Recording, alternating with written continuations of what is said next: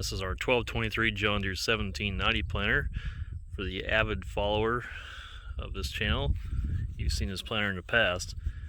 This planter is going to a new home. The buyer will be fairly new to some of the operations on this planter, so I have custom made this video which will detail and highlight key features and theories of operation so that they have a better idea of how to use it and what to expect. And for the regular followers, you guys will just have to stick around and see what I do next.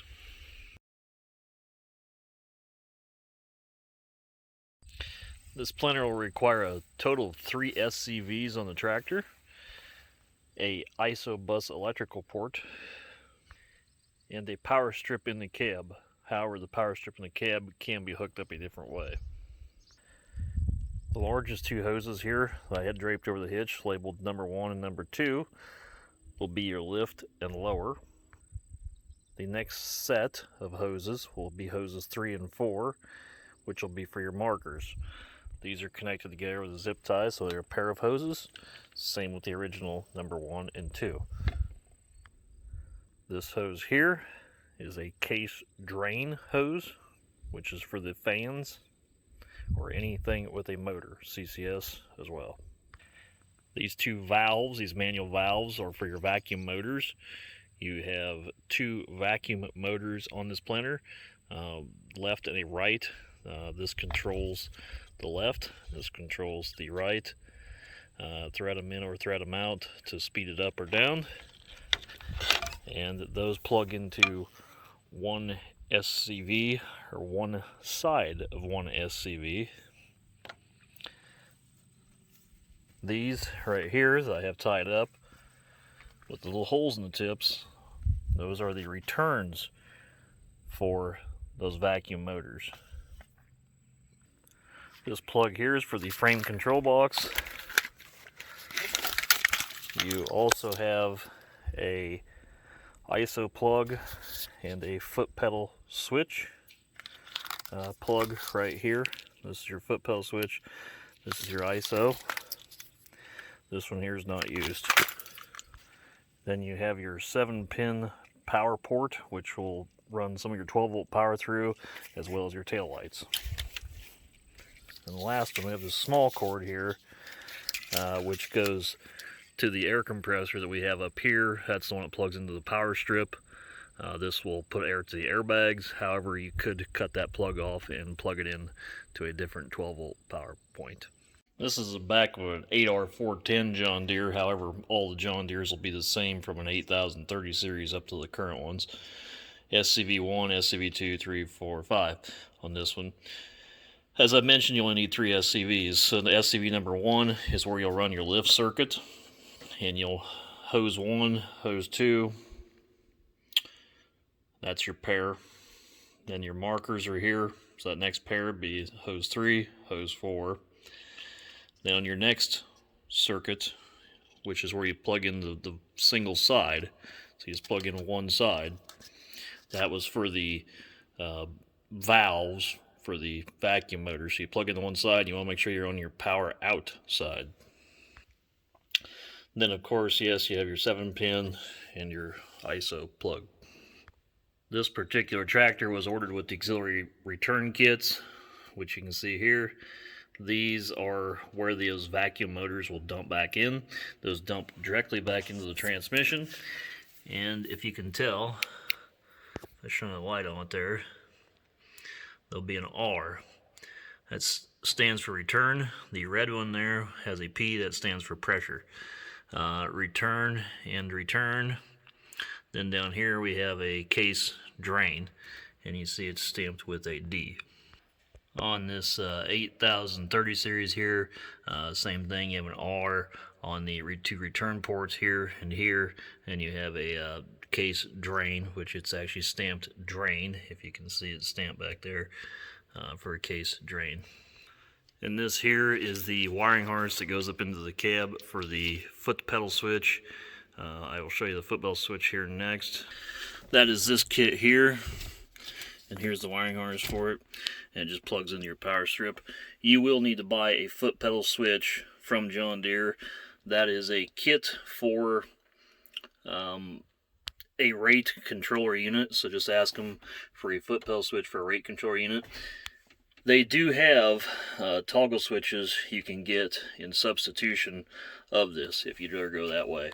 All it is a master switch on and a master switch off. You will never use it. But you do have to have it to activate the rate controller, which is what runs the clutches. Returning to the rear of the tractor, this again has 2 return ports, which you will need. Some of the earlier 8000s only have 1 port, so you'll need to come out, put a T so you can run 2 of these fittings. Here, this next picture is the part number and information for these quick connecting fittings from John Deere.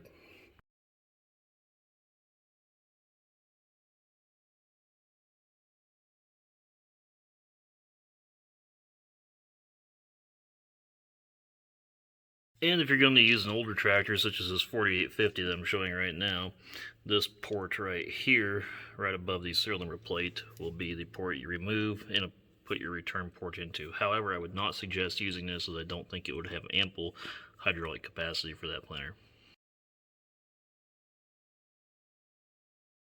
Unfold this planter. The number one thing you have to do is bring your upper inner plant units down hydraulically.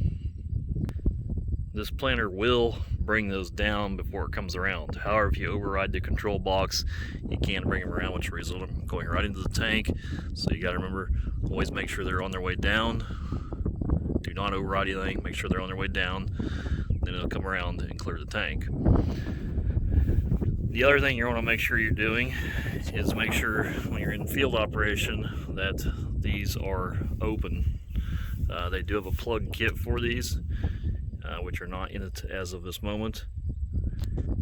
It will not pull vacuum if these are closed. From that point forward, pages 40-5 in the owner's manual give you the step-by-step operations to go into transportation mode. You'll have your fold button, wing wheels, and row lift. You can hold down these 2 buttons together and bring the wing wheels up and run the units up at the same time. While we're here looking at this control box, there's a transport and plant button, and it does have a neutral. Here's a clutch button. Auto manual markers. It does have a neutral. Same with this, has a neutral. Something I've noticed with people operating this planter is they get out to the field and they're cussing it. Why don't my markers work? Well, you forgot to actually activate it with this button. The clutches are hooked up. The clutches do work, so you can clutch it half width with this. Same with this. If you're out, transport a plant. Why don't my planter unfold? Well, there's a chance you left it neutral accidentally.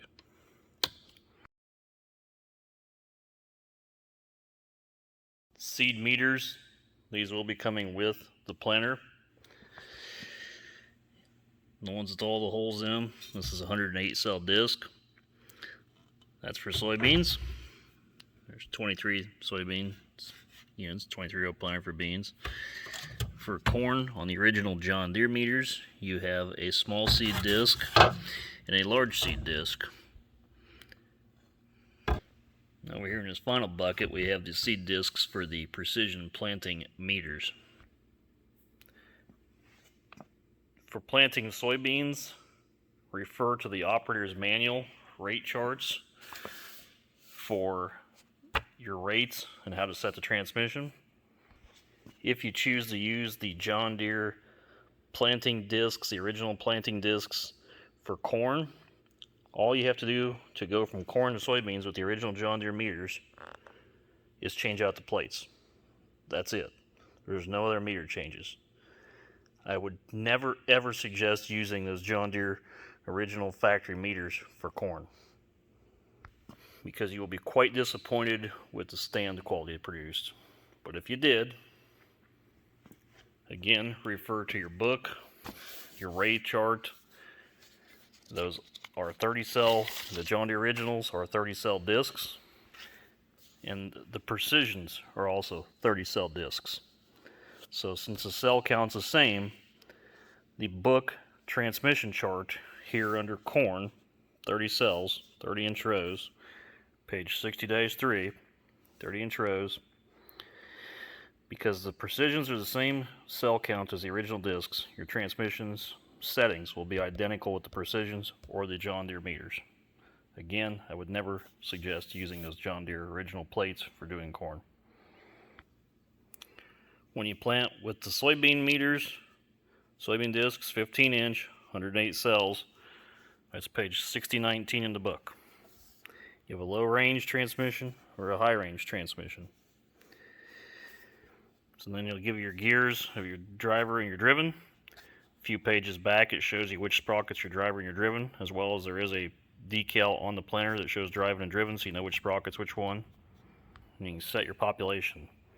The one thing the book does not mention is pounds of, or inches, I should say, of vacuum settings for soybeans. However, suggestions from John Deere says it's basically 8 inches. So set your gauge as 8 inches. You'll never set it again. Doesn't matter what seed size, you run 8 inches. All you gotta do is choose your population on the soybean discs. For the Precisions, this is what came with them as a kit. And it gives hints and trips, little tips here to set your units. I'd suggest going through all these and reading them. Make sure all the little springs are in the right position. And it also suggests 15 to 18 inches of vacuum level. As you can see here at the end, it tells you. And 15 to 18, anywhere in there, it plants absolutely perfect. You set it once and you never set it again. If, for whatever reason, you did decide to use those original John Deere plates, there's an entirely separate section of this book where you have to set your vacuum per seed size and per meter. So if you're using small corn, you use a certain chart, whatever. The book will tell you how to do it. Again, I would never suggest using the factory original corn meters, or plates, I should say. Use the original John Deere meters that are on there with the soybeans, and the soybeans only, with 8 inches. When you do corn, put these Precision units in and run 15 to 18 inches of vacuum. I've also included some parts schematics, just print-offs from johndeere.com for meter parts. And if you're looking up meter parts, check your serial number when you go to the John Deere parts section. Some of those parts have been substituted with the newer meter parts. However, make sure, again, you check those serial numbers. In this box here, you'll find a whole bunch of just extra meter parts. Those are just some random housing parts and extra old parts that we had purchased. Okay, now looking at the, and here's another of those spare housings here. Looking at the Precision planting units here. In the box of Precision planting units, that's what's in this box. You're going to find 4 of them that have an elbow. This is the rear 4. The rest do not use this elbow. That's so the hose clears. So the ones with the 4 with the elbows are in the 4 rear units. The 2 wings just do not use the elbow. The book tells you their clearance on your setting of your disc here. This pin does have multiple hole settings. You can grab this with a pair of pliers and you can pull this out and give it a quarter turn your way to tighten or loosen the disc. And that preload will really determine how well it plants too. And that's accurate for any style of meter. When you buy a Precision planting seed meter, they sell you a Precision planting seed meter kit. That's in this box. This is a brand new spare kit. The reason I have a brand new spare kit is just in case any little part in this meter ever broke. There's not that many Precision planting dealers, and you need to make sure you have a spare part on hand at all times. So you buy a new meter housing, which these were purchased brand new from John Deere. All the stems and shafts are all purchased brand new from John Deere, as well as this piece, flap, and these were purchased used, and the rest is brand new Precision planting kit. To get these field ready, all you need to do, take the discs out of the bucket, put them on, tighten nut, you're good to go. Out here looking at the planter, you got your base 12 units, and you have your inner plants on the outer row units. Here's those rear four I spoke about. They have a 90-degree elbow. These will be where you use your 90-degree elbow. The units out on the wings, you will not. Again, since I would not switch meter plates, I would only run the factory original John Deere's, which is what's right here. Since I would only run these on soybeans, here's how you go from corn to beans. Pop off your CCS air hose. Pop off your vacuum. Pop open your door. And this door you're going to reuse on the precision unit. And it just sits on there. See, it's just open on the one side. Pop your tail. Your latch. You have a locked and unlocked on your cable. And that just wiggles right out the cable drive. Once you wiggle that out, you're ready to pop this unit out, set the precision unit in, and reconnect your hoses and put your door on the precision unit. As your planter lays out, this is row 1, that's row 2, row 3, 4, 5. Now the reason you're seeing the wrong ones here because my dad just threw them back on. He should have paid attention that number 1 went back here, but it doesn't matter because they're all identical units. Again, you can plant corn with these just by throwing a disc in it. I wouldn't suggest it. You won't be happy with the stands. These are an ag leader sure stop clutch. They operate with this plunger. It's 12-volt plunger. Pushes in, cuts the air off to the disc, drops the seeds. That's your clutches. They're on all 23 rows. Up there on the back steps, that's a Green Star rate controller. That's what operates these clutches. That wiring harness there ties into the seed wiring harness, so you have one screen that controls the rate controller and monitors the seed tubes. But again, that's what's running these. When you do your setup and crop change, you will need to enter it for this, and you also need to enter it into the planter configuration. So you're basically running 2 systems on this planter. One for that, one for the planter computer. Which the planter computer is up here on the front. That's the black box up on this hitch. And being it's a black controller box means it can operate up to the new current system.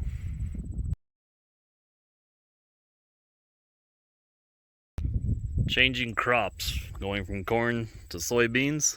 And this will go hand in hand with the last section we just left up on, which was the meters. As a repeat for this section will be to change your meter out. So say you started planting corn first, then you went to planting soybeans. So you get your corn done, pull your precision meter off, put your John Deere original soybean meter back. The inner plant units, these still drive even when you're doing corn. So we pull the plates off. It's also suggested when you're storing it over the winter to pull the plates off to reduce warpage. So run no plates in that meter when you're doing corn. Again, for example, say we've just completed corn planting, we're going to switch to soybean planting. There'll be a plug kit that goes in the hoses up there, and one on the vacuum and one on the CCS. Now that you've removed that plug kit for soybean planting, your corn units will need to be set. You can set your depth. You may want to change your setting here. And you'll want to change your residue managers to an upright position. As you can see, there's about 2 holes that work. We run it in float mode, which means this piece here sits on top of the pin versus through the pin. You can lock them solid. I would not suggest that as you hit anything, you'll actually pick the unit up versus allowing just the residue manager to float. When we plant corn, unless the ground is tough, we'll run colders. So if the ground's tough, we'll run the colders. In normal wintered out conditions, we just run the residue managers only. And you can see the pinhole here and the pinhole here. So this one here with the bars sitting on it, that's for planting corn. With the bars sitting on the pin as it is right now, that's an upright disengaged position for planting soybeans. Anything higher than that, they will get up into the frame. So just remember these two pinholes. It's pretty much the sweet spot. You might fine tune it in this region somewhere, but this is pretty much the two sweet spots. If you're wanting to apply the liquid with corn, you do have your ketons down here with the tubes. Those tubes go up through. They hook to these hoses, and it goes on up through. These hoses will occasionally get, caught up in here somewhere, maybe pulled a little loose. Keep an eye on them. The other things you'll need to change is your wing stops. This is a transport stop lock right here, this long one. When you're not using the transport stop lock, it hangs over here next to the marker, sits in this pinhole. You can see where it's rubbed the paint off where it hangs. For planting corn, you use this one that stores up here, right above the cylinder, this little short one. That way these units are about a foot off the ground when you're planting corn. When you're planting beans, you put the corn unit back up here, you put the storage one over there, you don't run anything, you pull it all the way down. In the rear, you have your manual set rows. So you'll take this lever here and you pull this little thing out and you move it to the other side. Then you raise the unit up and lock it into position.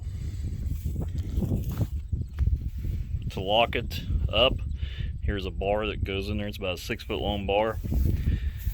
You grab that bar, you set it here and here, you just pick up on it. That little spring thing goes clink over center, latches the unit up in the air. Pretty simple. The only one that's a little bit tough is this one right here next to this ladder, just because it's very, very tight right here next to the ladder, so you really gotta get that bar straight in there.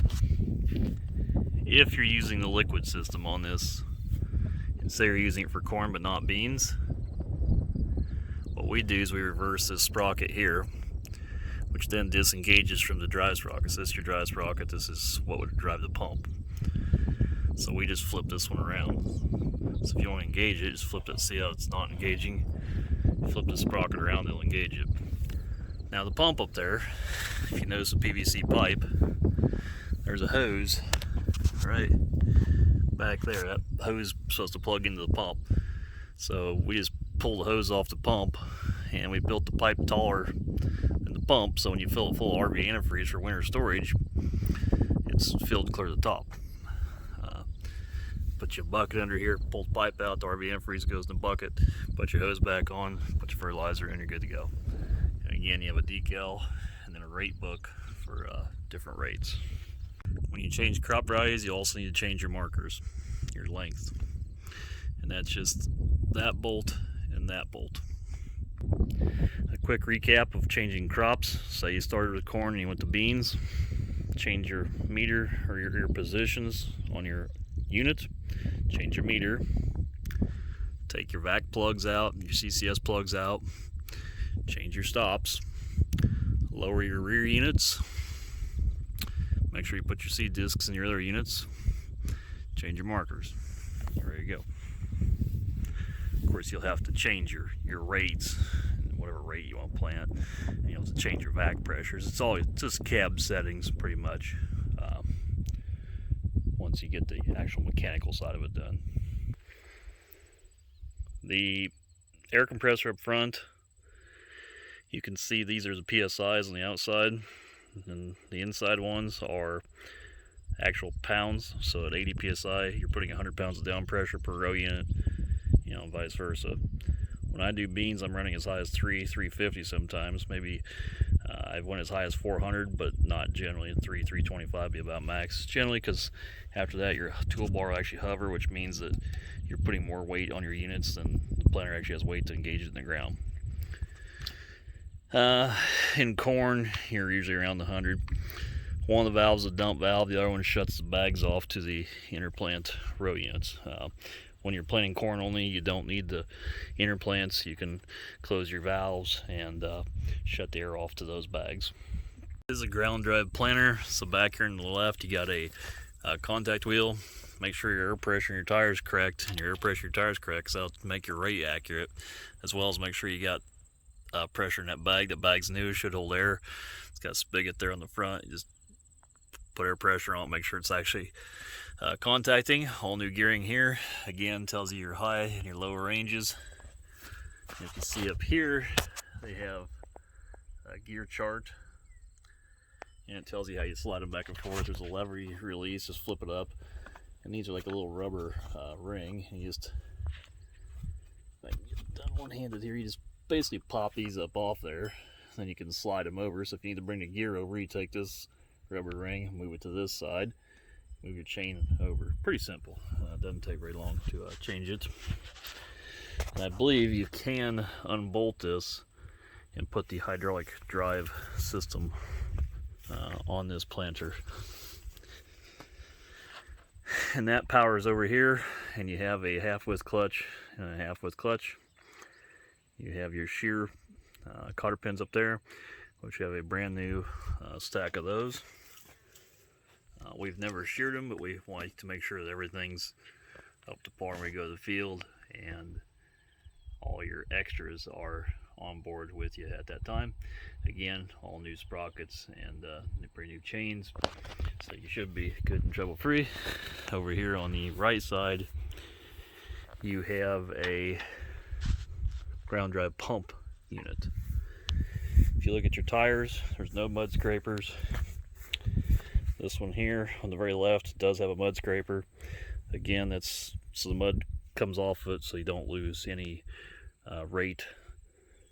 Watch the mud in there. Never had to adjust it personally,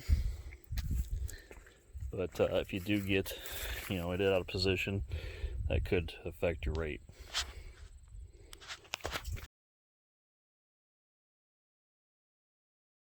Okay, I have a 6120 here. This is a 4640 universal display, which replaced the 2630. This is the new current display, also known as a Gen 4 display if it was the new 8R tractors. This planter is compatible with the 2600, 2630, or the 4640, or the equivalent of a 4640, which is the integrated Gen 4 of the new tractors. I also have what they call the extended monitor. This is the main computer with the brains. That just is additional screens, so I can run 2 screens at one time. So you'll get a little different layout screen here than if you're using it on a 2630. So on this screen here, because like I said, it's a little different screen, you're going to have your ISOBUS virtual terminal display, which will go into the virtual terminal. And we're going to come up with planter icons. So we have planter, then here you'll find rate controller. So here's your rate controller here, and that's again what controls the clutches on this planter. Master is off. The reason master is off is because I do not have that foot pedal switch. That foot pedal switch will activate on or off. You have to have it on to plant. Here's your sections and how they're set up. Everything for settings is stored in the computers on the planter, not on the tractor. So whatever settings you have will be stored in here. Now if you use a different tractor, you're going to have to do a setup for different offsets. Now if you come in here to implement under setup, I have one configuration. Again, we're under the rate controller section, but I have corn and beans, and that's going to change the section group.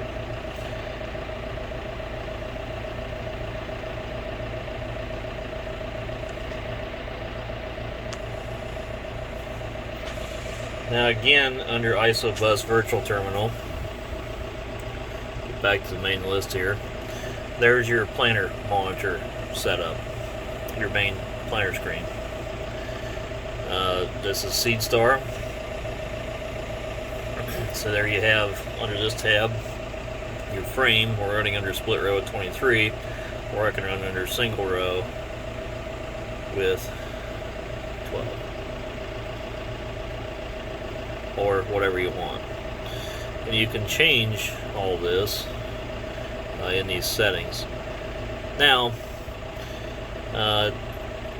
there should be a quick tab here. Let's see. Yes, there is a quick tab. Okay, there we go. Corn or beans. Yeah, there we go. We'll go to corn.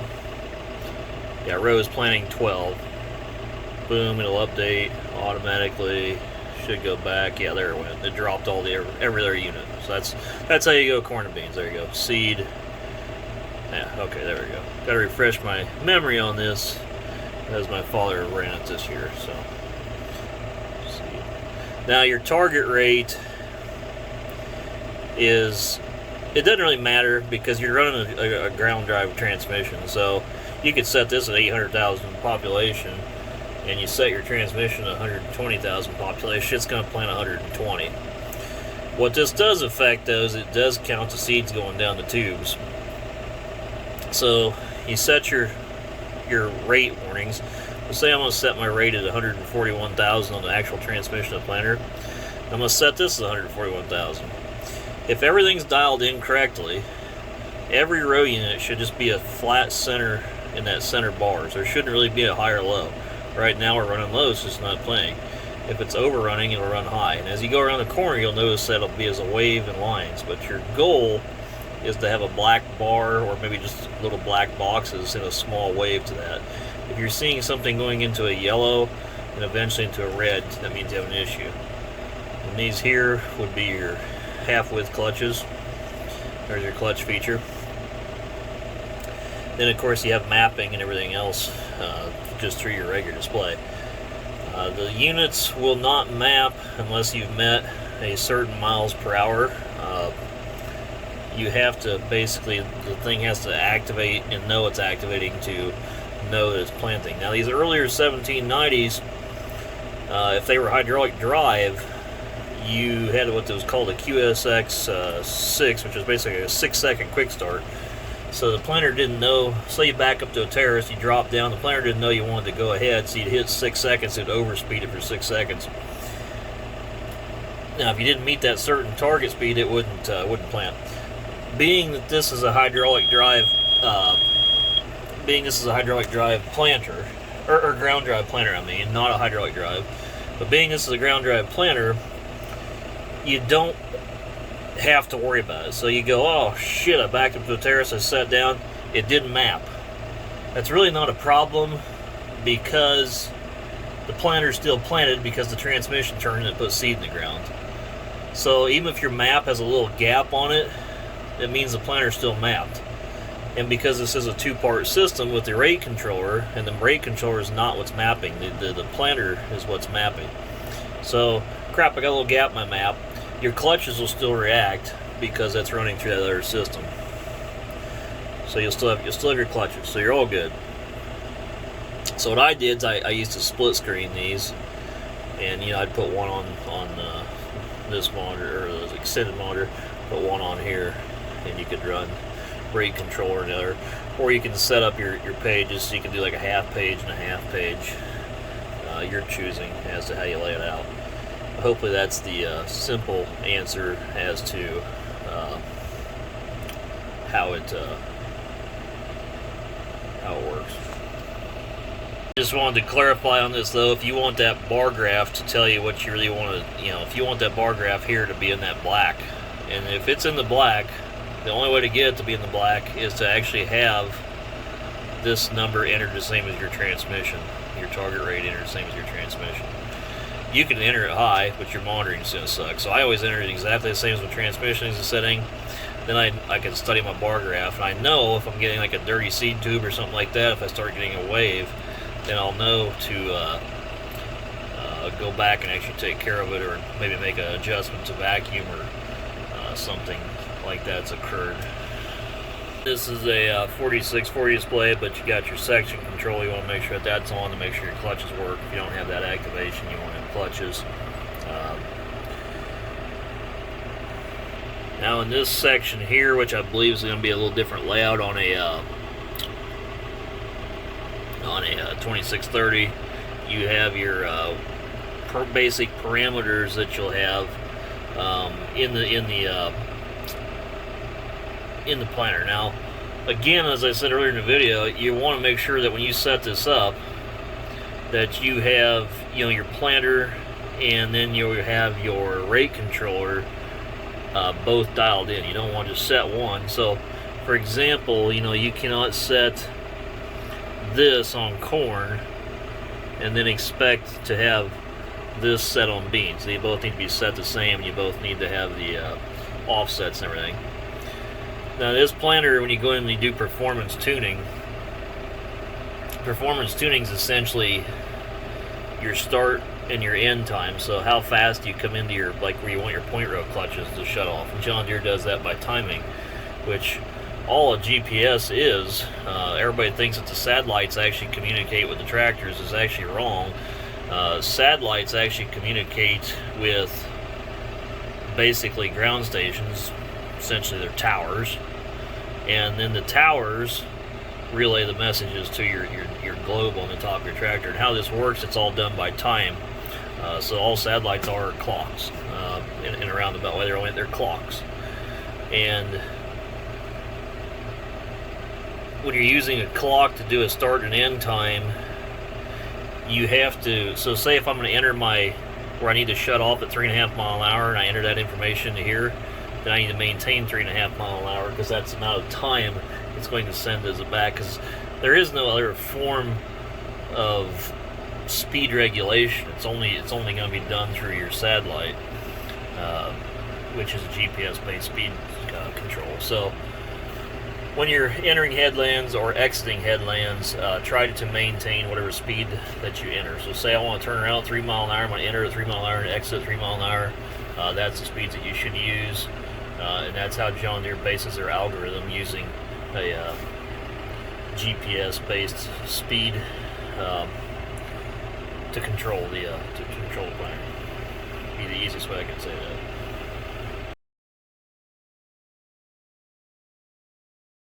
Up here on the front of the planter, you're going to see the 3 gauges. The 2 are vacs, and the bottom one is the CCS tank. When you run the planter, the CCS tank, the blower only blows when the planter is down. So you want to make sure that the planter is ticked on closed, which are or continuous on your tractor, so that the hydraulics are running all the time when you lower it.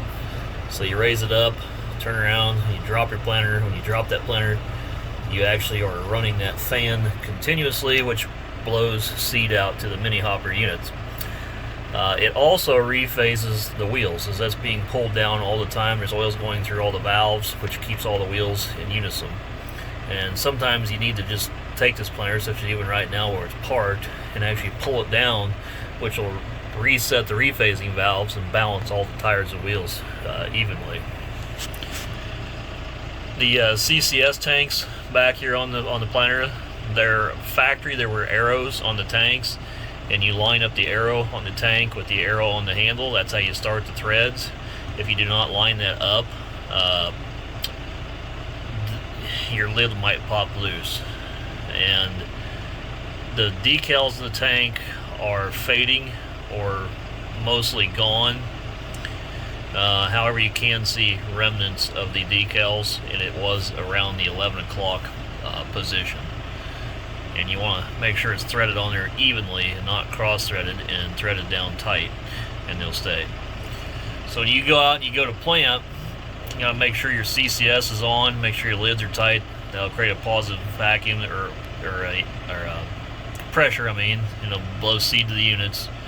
The units will fill up. You will not be able to check your vacuum on your meters until they have seed to pull against. So you gotta, and your vacuum meters for that fact can wind way up. So you gotta have vacuum, you gotta have seed against your plates to pull vacuum. So drop it down, make sure seed's going out there, give it 10-15 seconds. You know, when you first fill, give it 10-15 seconds, and that'll fill all your mini hoppers.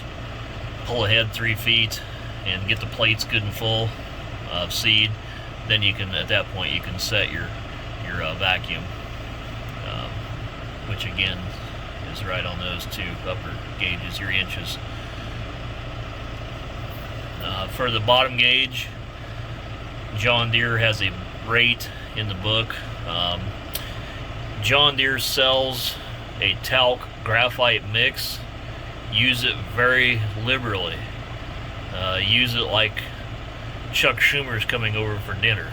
Very, very liberally. Because if you don't use enough, you will bridge up that tank with seed. You can turn that up to 30 and you will not be able to get seed out of that tank. So make sure everything's coated well and flows very, very evenly, easily. The other thing, when you're planting corn, beans, or whatever, you want to make sure your toolbar is very level. So when that planter is in the down position out in the field, you stand back 10 feet from your tractor, you do not want your hitch going up, you do not want your hitch going down, you want your hitch level. This valve up here is what you use to change your CCS pressure. There's a clean out and plant.